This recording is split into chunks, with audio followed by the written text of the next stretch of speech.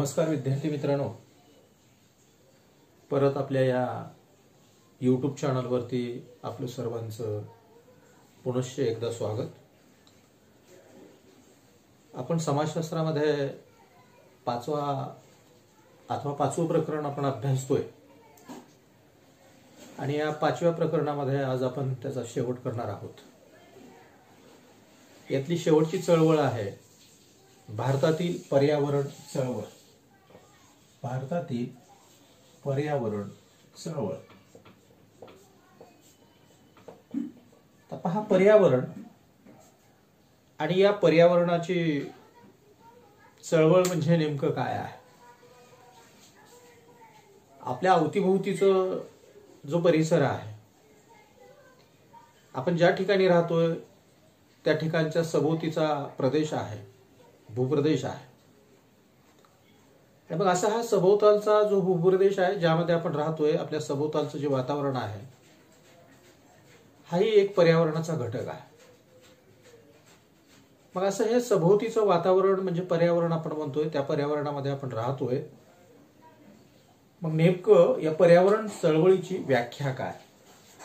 तर ही व्याख्या गाडगीळ आणि गुहा यांनी या पर्यावरण चळवळीची व्याख्या करण्याचा प्रयत्न केलेला आहे। पहा, गाडगीळ आणि गुहा काय म्हणतायत? नैसर्गिक संसाधनाचा शाश्वत उपयोग, पर्यावरणाचा ऱ्हास थांबवणे किंवा पर्यावरणाचे जतन करणे या दिशेने जाणीवपूर्वक निर्देशित केलेली एक संघटित सामाजिक प्रक्रिया म्हणजे पर्यावरण चळवळ आहे। आता पहा, गाडगीळ आणि गुहा यांनी या व्याख्येमध्ये काय काय सांगितलं?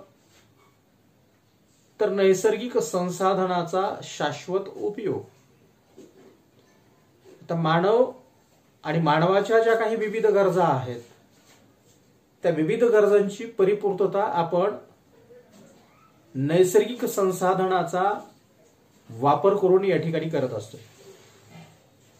नैसर्गिक संसाधन, त्यानंतरचा शब्द यांनी सांगितला पर्यावरणाचा ऱ्हास थांबवणं किंवा पर्यावरणाचे जतन करणं।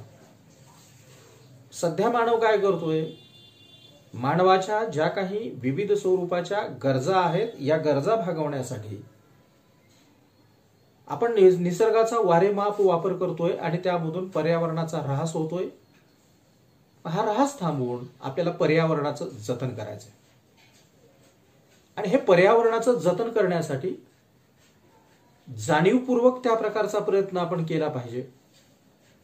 मग हा जाणीवपूर्वक प्रयत्न एका व्यक्तीने करून भागणार नाही, तर ही कशी प्रक्रिया असली पाहिजे? तर ती सामाजिक प्रक्रिया असली पाहिजे। म्हणजे एकापेक्षा जास्त व्यक्तींचा त्यामध्ये सहभाग असला पाहिजे, तरच आपण पर्यावरण या ठिकाणी वाचवू शकतोय। पर्यावरणाचा जो ऱ्हास होतोय तो आपण वाचवू शकतो। कारण की मानवानं सध्या पर्यावरणाला मोठा धोका निर्माण केलेला आहे आणि त्याचे विपरीत असे परिणाम ही सध्या आपण भोगतोय। यासाठी आपल्याला निसर्गाचं जतन करायचंय, निसर्गाला वाचवायचंय, पर्यावरणाला वाचवायचंय। संतुलन जे बिघडलेलं आहे, हे बिघडलेलं संतुलन परत आपल्याला बसवायचंय। यासाठी पर्यावरणाचा ऱ्हास या ठिकाणी आपण थांबवला पाहिजे। मग अशी ही जी भारतामध्ये असलेली जी पर्यावरण चळवळ आहे, तिला हरित चळवळ किंवा तिला संवर्धन चळवळ असेही साधारणतः शब्दप्रयोग या ठिकाणी केले जात आहेत। आता पहा, पर्यावरणवाद ही एक व्यापक स्वरूपाचं तत्वज्ञान आहे। आपल्या सभोवतालचा जो परिसर आहे, त्या परिसराचं संवर्धन आपल्याला करायचंय। आपल्या सभोवतालच्या परिसराचा आपल्याला विकास करायचा आहे। म्हणजे सभोवतालच्या पर्यावरणाचं संवर्धन करणं, त्याचा विकास करणं, हे साधारणतः पर्यावरण चळवळीमध्ये केंद्रबिंदू आहे आणि ते सुधारण्यासाठी आपल्याला कळकळीचे या ठिकाणी प्रयत्न करायचे। परंतु सध्याच्या या आधुनिक युगामध्ये आधुनिकीकरण आणि औद्योगिकीकरण या ज्या दोन प्रक्रिया आहेत, या दोन प्रक्रिया अपरिहार्य आहे, ते आपल्याला करावंच लागेल. सध्या आधुनिकीकरणही होतंय, औद्योगिकीकरणही या ठिकाणी होतंय. आणि या दोन्ही प्रक्रियामुळे, ज्या की अपरिहार्य स्वरूपाच्या आहेत असं आपण म्हणतोय, त्यामुळे मानवी जीवनासमोर अनेक प्रत्यक्ष आणि अप्रत्यक्ष आव्हानं या ठिकाणी उभा टाकत आहे.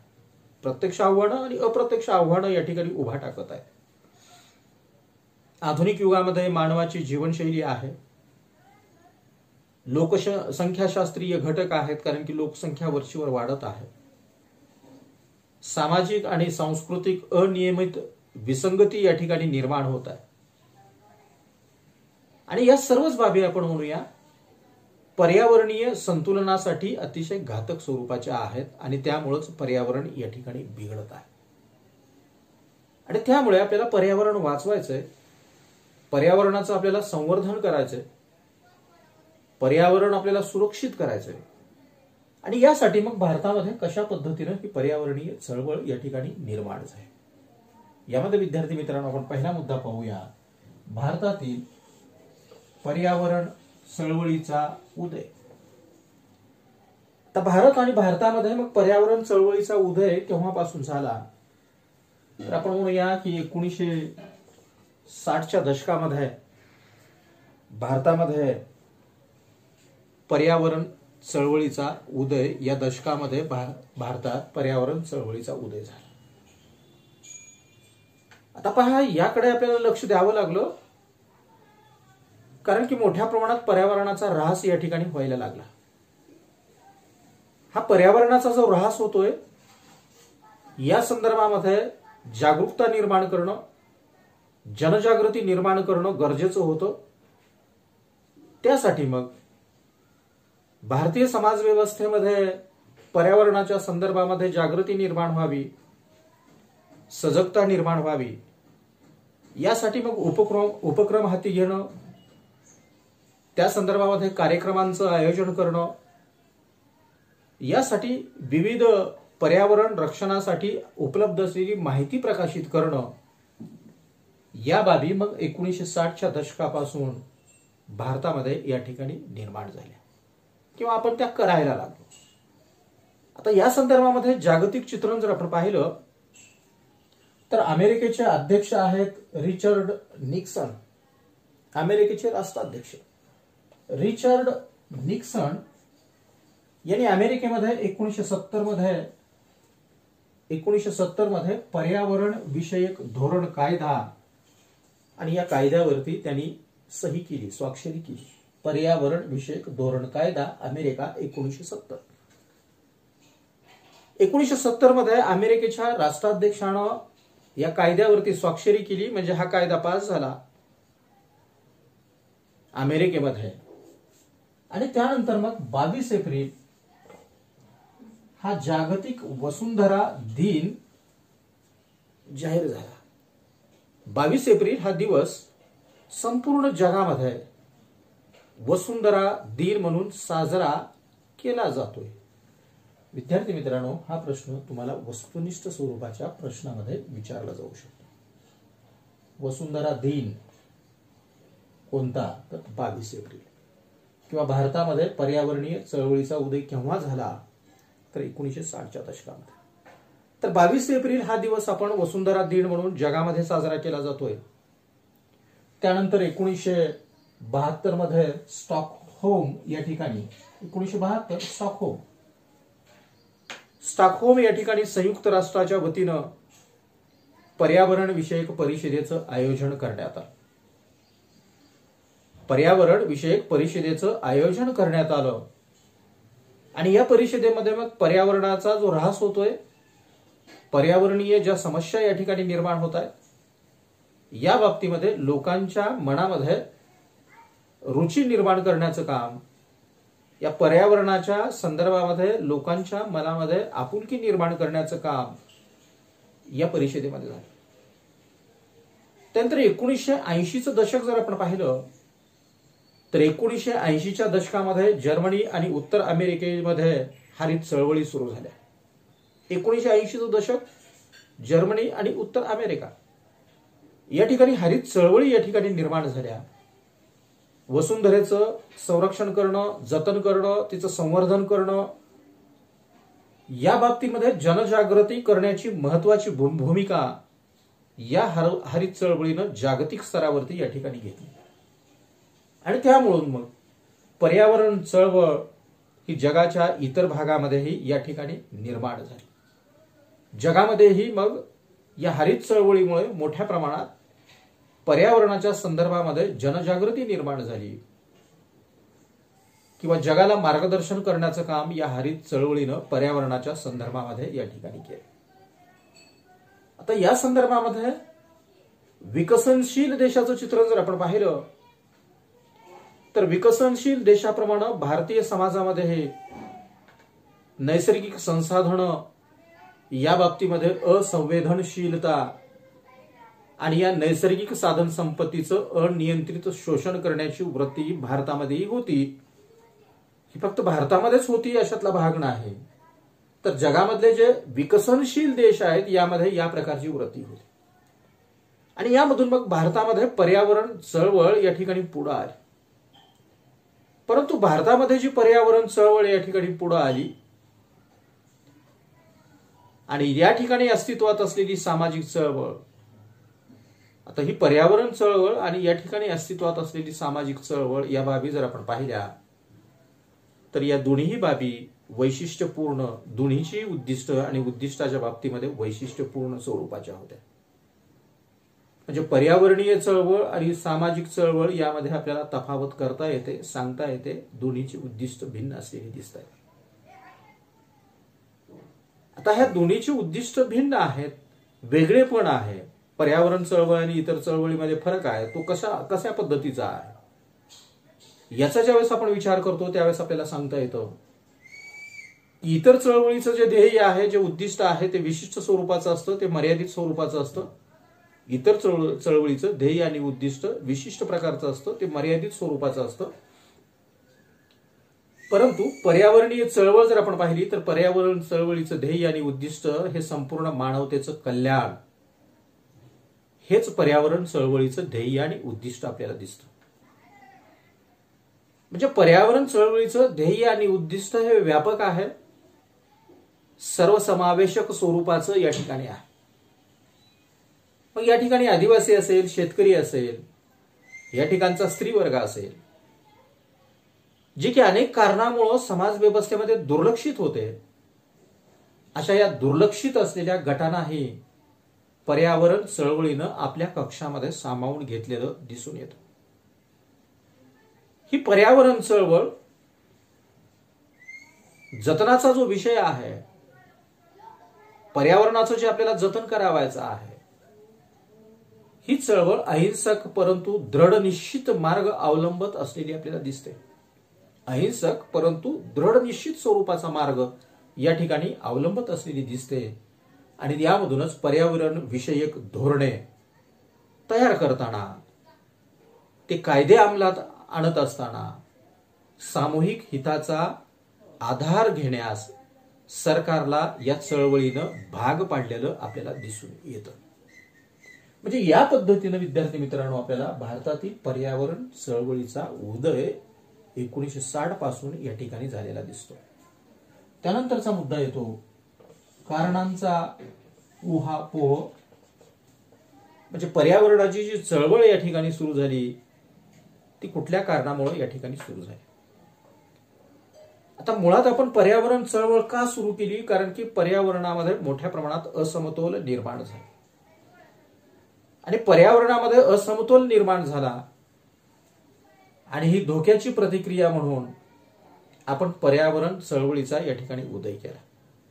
असमतोल निर्माण झाला म्हणजे धोक्याची सूचना आहे ती, आणि त्यामुळे आपण पर्यावरण चळवळ या ठिकाणी निर्माण केली किंवा तिचा उदय झाला. आता या पर्यावरण चळवळीची कारणं जर आपण पाहिली तर ती परस्पर संबंधित आहेत, ती अपरिहार्य स्वरूपाची आहे.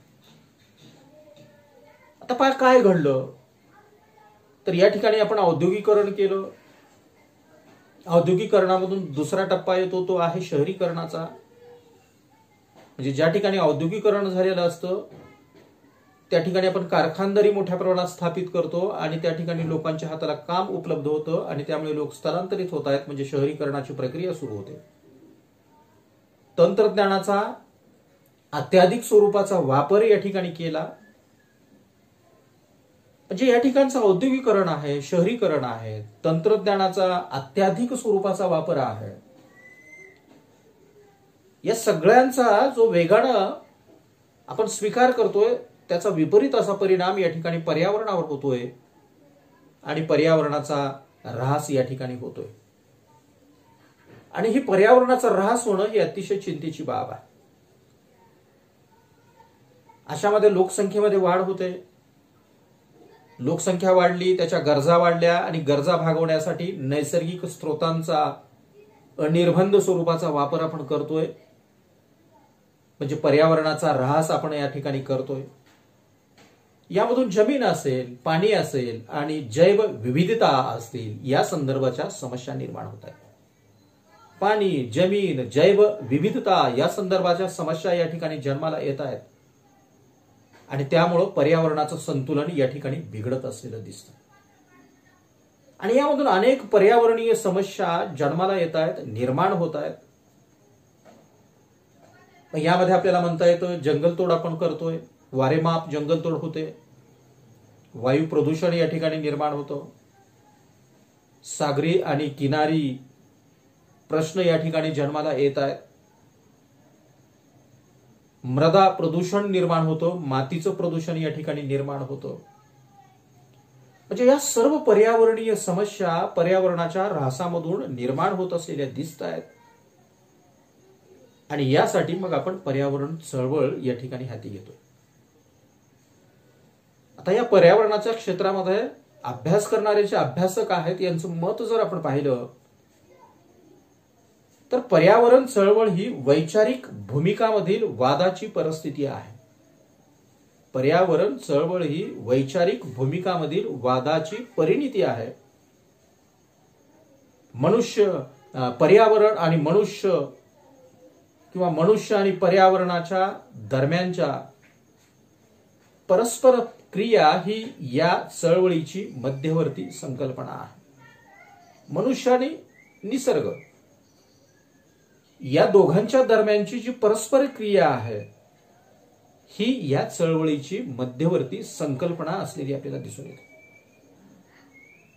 आपण पाहिलं की महात्मा गांधीजीने या ठिकाणी ग्राम स्वराज्य ही संकल्पना मांडली. खऱ्या भारताचं दर्शन करायचं असेल तर खेड्याकडे चला हा नाराही त्यांनी दिला. ग्राम स्वराज्य ही संकल्पना विवेकवादी होती, गावाला ती स्वयंपूर्ण करणारी होती. ग्रामीण मातीशी नाळ घट्ट करणारी साधारणता होती. नैसर्गिक संसाधनाचा विनियोग करणारी होती. ही गांधीजीची आपण म्हणूया की ग्राम स्वराज्य चळवळ आहे. या विरुद्ध या ठिकाणी निर्माण झालेला जहाल मार्क्सवादाचं तत्वज्ञान जर आपण पाहिलं तर यामध्ये आपल्याला आधुनिक विज्ञान आणि तंत्रज्ञानावरची निर्भरता दिसते. आधुनिक विज्ञान आणि तंत्रज्ञानावरची निर्भरता या ठिकाणी दिसते व पर्यावरणीय ऱ्हास हा सामाजिक विषमतेची परिणिती आहे अशी दृढ धारणा यामध्ये आपल्याला दिसून येते. म्हणजे या प्रकारे पर्यावरणीय चळवळीची अनेक कारणं या ठिकाणी आपल्याला स्पष्ट करता येत आहेत. त्यानंतरचा मुद्दा आहे भारतातील महत्वपूर्ण पर्यावरणीय चळवळी. आता भारत आणि भारतामध्ये निर्माण झालेल्या या पर्यावरणाला वाचवण्यासाठी, पर्यावरणाचं संवर्धन करण्यासाठी भारतामध्येही अनेक पर्यावरणीय चळवळी निर्माण झाल्या. आता पर्यावरणीय चळवळ ही एकल स्वरूपाची चळवळ नाही, तर ही चळवळ अतिशय व्यापक स्वरूपाची आहे. ही चळवळ अतिशय व्यापक स्वरूपाची आहे. ती एकलकोंडी नाही, एकल नाही, तर ती व्यापक आहे. त्यामध्ये आपल्याला काय दिसतं तर पर्यावरणीय आरोग्य दिसतं, मानवाधिकार दिसतो, आदिवासींचे हक्क दिसत आहेत, पर्यावरणीय स्त्रीवाद, या सर्व मुद्द्यांचा समावेश दिसतो. म्हणजे पर्यावरणीय चळवळ ही एकल नाही तर ती व्यापक स्वरूपाची संकल्पना आहे. आता भारत आणि भारतामध्ये निर्माण झालेली ही पर्यावरण चळवळ जर आपण पाहिली तर यामध्ये आपल्याला एक नाव सांगता येतं, हर्ष सेठी यांचं. हर्ष सेठी यांनी पर्यावरणीय चळवळीशी निगडित 5 प्रकार या ठिकाणी सादर केले आहेत किंवा सांगण्याचा प्रयत्न त्यांनी केलेला आहे. आता त्यांनी जे 5 प्रकार या ठिकाणी सांगितले ते आहे जंगल आणि वनसंपदा, दुसरं त्यांनी सांगितलं जमीन वापर, तिसरं त्यांनी सांगितलं पाणी आणि धरण विरोध, पाणी आणि धरण विरोध, चौथं त्यांनी सांगितलं विविध प्रकारचे प्रदूषण विरोध किंवा विरोधी, आणि सागरी स्त्रोतांसाठी संघर्ष. सागरी स्त्रोतांसाठी संघर्ष पाचवा. आणि म्हणजे साधारणतः या पद्धतीनं साधारणतः त्यांनी हे 5 प्रकार सांगितलेले आहेत. कोण सांगितले तर हर्ष सेठी यांनी हे प्रकार सांगितले. परंतु भारत आणि भारतामध्ये निर्माण झालेल्या महत्वपूर्ण पर्यावरणीय चळवळी जर आपण पाहिली तर यामध्ये पहिली चळवळ आपल्याला सांगता येते ती आहे चिपको चळवळ. पहिली चळवळ जी आपल्याला सांगता येते ती आहे चिपको चळवळ, ज्याला की चिपको आंदोलन असंही संबोधलं जातं. भारतामध्ये निर्माण झालेलं चिपको आंदोलन किंवा चिपको चळवळ ही अनोखी चळवळ आहे. या चळवळीची सुरुवात अमृता देवी यांनी केलेली आहे. या चळवळीची सुरुवात अमृता देवी यांनी भारतामध्ये केलेली आहे. ही चळवळ शेवटपर्यंत महात्मा गांधीजींच्या अहिंसात्मक तत्वाला अनुसरून या ठिकाणी लढली गेली. या चळवळीचं आणखीन एक गुणवैशिष्ट्य आपल्याला सांगता येतं ते म्हणजे यामध्ये स्त्रियांचा सहभाग वाखाणण्याजोगा होता. स्त्रियांचा सहभाग यामध्ये मोठ्या प्रमाणात होता. आता चिपको हा शब्द आहे. चिपको म्हणजे काय आहे तर चिपको म्हणजे झाडाला आलिंगन देणं. चिपको म्हणजे झाडाला आलिंगन देणं. तर यामध्ये भारतामधील हिमाचल प्रदेशमधील जो चमोली जिल्हा आहे, हिमाचल प्रदेश आणि हिमाचल प्रदेशामध्ये असलेला चमोली जिल्हा, हिमाचल प्रदेशामधील चमोली जिल्ह्यामध्ये 1973 मध्ये सुंदरलाल बहुगुणा, 1973 मध्ये सुंदरलाल बहुगुणा. विद्यार्थी मित्रांनो, हा सगळा भाग तुम्हाला वस्तुनिष्ठ प्रश्नामध्ये विचारला जाऊ शकतो. सुरुवात कोण केली? अमृता देवीने केली. चिपको म्हणजे काय? चिपको म्हणजे काय तर साधारणतः आपण म्हटलं की झाडाला आलिंगन देणं. हे आंदोलन केव्हा सुरू झालं तर चमोली जिल्ह्यामध्ये 1973 ला. कोणी सुरू केलं तर सुंदरलाल बहुगुणा यांनी या ठिकाणी सुरू केलं. हिमाचल प्रदेशामधली चमोली जिल्हा, हा जिल्हा जर आपण पाहिला तर हा जंगलाने व्यापलेला जिल्हा होता. जंगल मोठ्या प्रमाणात या ठिकाणी होतं.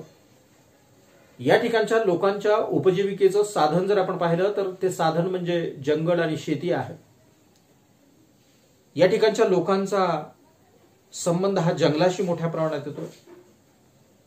म्हणजे हे जंगलावरती आपली उपजीविका भागवतायत, शेतीवरती आपली उपजीविका भागवतायत, वन उत्पादनावरती आपली उपजीविका भागवतायत.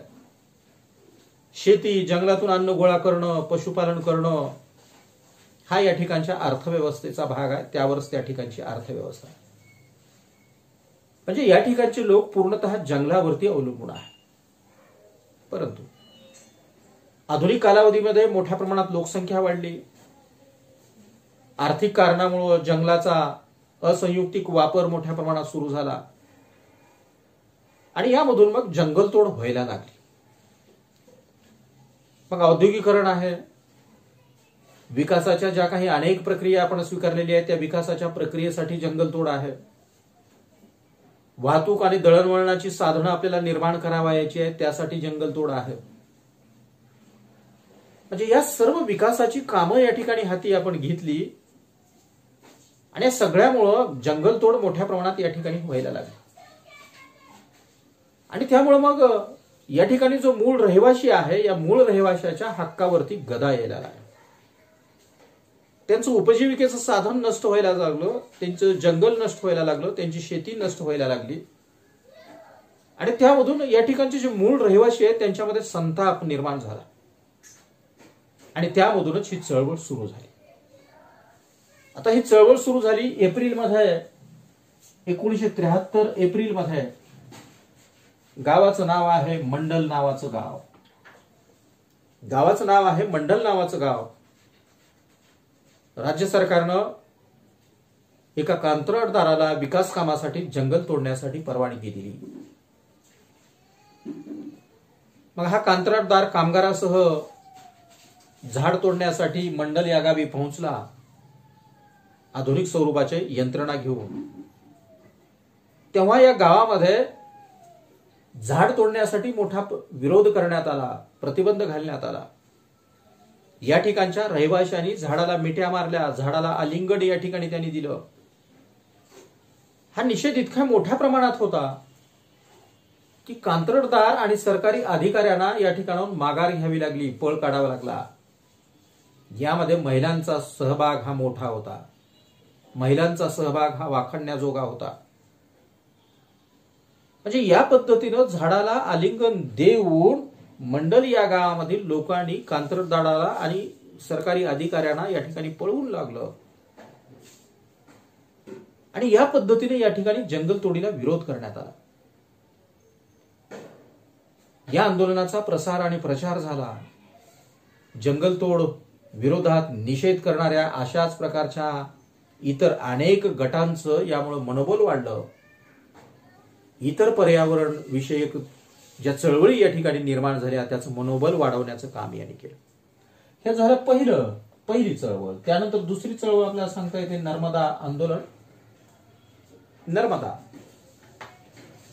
नर्मदा ही नदी, हे नदीचं नाव आहे जी की मध्य प्रदेश, महाराष्ट्र आणि गुजरात अशी नदी वाहते. आणि नर्मदा आंदोलन हे नर्मदा नदीवर बांधण्यात आलेल्या धरणाच्या संदर्भामध्ये आहे. तर पहा, पंडित जवाहरलाल नेहरू यांचा धरणाकडे पाहण्याचा दृष्टिकोन जर आपण पाहिला तर त्यांनी सांगितलं, पंडित नेहरू म्हणतायत की धरणं काय आहेत तर आधुनिक भारताची मंदिरं आहेत, असं धरणांना पंडित जवाहरलाल नेहरू यांनी संबोधलं. विद्यार्थी मित्रांनो, हाही भाग वस्तुनिष्ठ मध्ये विचारला जाऊ शकतो. पंडित नेहरूंनी धरणांचा उल्लेख कसा केला तर आधुनिक भारताची ही मंदिरं म्हणून त्यांनी संबोधली. स्वातंत्र्योत्तर कालावधीमध्ये आपण अनेक मोठमोठी धरणं या ठिकाणी मंजूर केली. आता धरणं बांधणं हा चांगला हेतू आहे, तो नाकारला जाऊ शकत नाही. परंतु भारतामध्ये बहुतांश जी धरणं बांधली, या धरणामधून काय घडलं तर विस्थापन मोठ्या प्रमाणात घडलं. कुणाचं विस्थापन झालं तर जमिनीच्या मालकांचं विस्थापन झालं, म्हणजे तो जमिनीला मुकला. यामध्ये मोठ्या प्रमाणात आदिवासी समाजाचा समावेश होतो की तो आपल्या पारंपरिक अशा जमिनीला या ठिकाणी मुकला. नर्मदा नदी ही पश्चिमेकडील सर्वात मोठी नदी आहे. या नदीच्या किनाऱ्यावरती कोण राहतोय तर आदिवासी राहतोय आणि त्यामध्ये भिल्ल आदिवासी मोठ्या प्रमाणात राहतोय. मग आदिवासी असतील, या ठिकाणचे ग्रामीण लोक असतील. या नर्मदा नदीवरती सरदार सरोवर प्रकल्प हाती घेण्यात आला, ज्याचा की फायदा महाराष्ट्र, गुजरात आणि मध्य प्रदेश या 3 राज्यांना मोठ्या प्रमाणात होईल. सरकारला मोठा महसूल मिळेल. या धरणांच्या शेजारी ज्या काही वस्ती आहेत, जी काही खेडे आहेत, जी काही शहरं आहेत, त्यांना या धरणामुळे वीज आणि पिण्याचं पाणी मुबलक प्रमाणात मिळेल, असा या धरणाला समर्थन करणाऱ्याचा दावा होता. परंतु या धरणामुळं या ठिकाणचा मूळ राहणारा आदिवासी जो आहे त्याच्या उदरनिर्वाहाचा प्रश्न होता, त्याच्या राहण्याचा या ठिकाणी प्रश्न होता. तो स्वतःच्या जमिनीपासून या ठिकाणी विस्थापित होणार होता आणि त्यामुळे अशा या प्रकल्पाला या ठिकाणी एकत्रित येऊन विरोध करण्याची गरज निर्माण झाली. आणि त्यामधूनच 1885 मध्ये मेधा पाटकर यांच्या नेतृत्वाखाली 1885 मेधा पाटकर यांच्या नेतृत्वाखाली नर्मदा बचाव आंदोलन हाती घेण्यात आलं. मेधा पाटकर यांच्या नेतृत्वाखाली नर्मदा बचाव आंदोलन हाती घेण्यात आलं. ही एक महत्वाची संघर्षाची चळवळ होती. ही चळवळ त्यांनी उभा केली. लवकरच ही चळवळ आंतरराष्ट्रीय चळवळ बनली. धरण बांधणाऱ्या विरोधी भारतातील तसेच परदेशातून हजारो कार्यकर्ते विरोध करण्यासाठी एकत्रित आले. यामधून त्यांनी ऑक्टोबर 1994 मध्ये या 3 राज्याच्या विरोधी, महाराष्ट्र असेल, गुजरात असेल, मध्य प्रदेश असेल, या 3 राज्याच्या विरोधी बेमुदत धरणे आंदोलन या ठिकाणी सुरू केलं 1994 मध्ये. आता पहा, साधारणतः हे बेमुदत धरणे आंदोलन जे सुरू केलं मेधा पाटकर यांनी, त्यांनी प्रमुख अशा काही मागण्या या 3 राज्याच्या सरकारसमोर मांडल्या. त्यामध्ये 2 महत्वाच्या मागण्या होत्या. एक होतं वीज निर्मितीसाठी पर्यायी पद्धतीचा वापर करावा, आणि दुसरं होतं विस्थापितांचे योग्य असं पुनर्वसन आणि त्यांच्या उदरनिर्वाहातला प्रश्न सोडवण्यासाठी त्यांना साधनं द्यावी. म्हणजे वीज निर्मितीसाठी पर्यायी पद्धतीचा वापर करणं, विस्थापितांचं योग्य पुनर्वसन करणं, उदरनिर्वाहासाठी उपलब्ध साधनं त्यांना देणं, या स्वरूपाच्या मागण्या मेधा पाटकर यांनी या धरणे आंदोलनामधून केल्या. अशा या नर्मदा बचाव आंदोलनामधून शाश्वत विकासाचा विषय ऐरणीवर आला, चर्चेला आला. विकासाबद्दलच्या धोरणात्मक निर्णयाच्या वैधतेबद्दल आणि तिच्या उपयोगितेबद्दल प्रश्नचिन्ह या आंदोलनानं या ठिकाणी उपस्थित केलेले आपल्याला दिसत आहेत. या पद्धतीने विद्यार्थी मित्रांनो, आपल्याला भारतातील पर्यावरण चळवळ या ठिकाणी सांगता येते. याच ठिकाणी हे जे प्रकरण होतं ते प्रकरण संपतं. पुढच्या लेक्चरमध्ये आपण पुढचं प्रकरण अभ्यासूया.